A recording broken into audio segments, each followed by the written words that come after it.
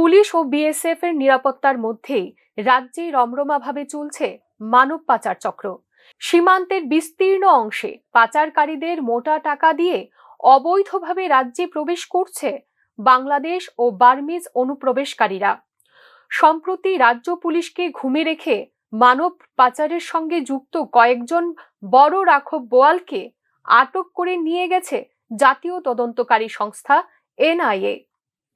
এমনই দুই ঘটনা আমতলী থানাধীন বেলাবর এলাকা ও জয়নগর বর্ডার এলাকা থেকে 3 মানব পাচারকারীকে আটক করেছে পুলিশ। ঘটনা নিয়ে আমতলী থানার এসডিপিও শঙ্কর দাস জানান যে দুজন পাচারকারীকে আটক করা হয়েছে, তাদের নাম মোবারক মিয়া ও মুকাবর মিয়া। ধৃতরা দীর্ঘদিন ধরেই মানব পাচারের সঙ্গে যুক্ত বলে জানান তিনি। আজকে গতকালকে রাত্রে আমরা যেই মিশনে নেমেছি, আজকে কিছুক্ষণ আগে আমরা সফলতা পেলাম এবং একজনের নাম মুকাব্বর, একজনের নাম মুবারক মিয়া। অন্যদিকে রাজধানী সংলগ্ন জয়নগর বর্ডার এলাকায় পুলিশ আটক করে আরও এক বাংলাদেশি মানব পাচারকারীকে। তার নাম আরিকুল শেখ।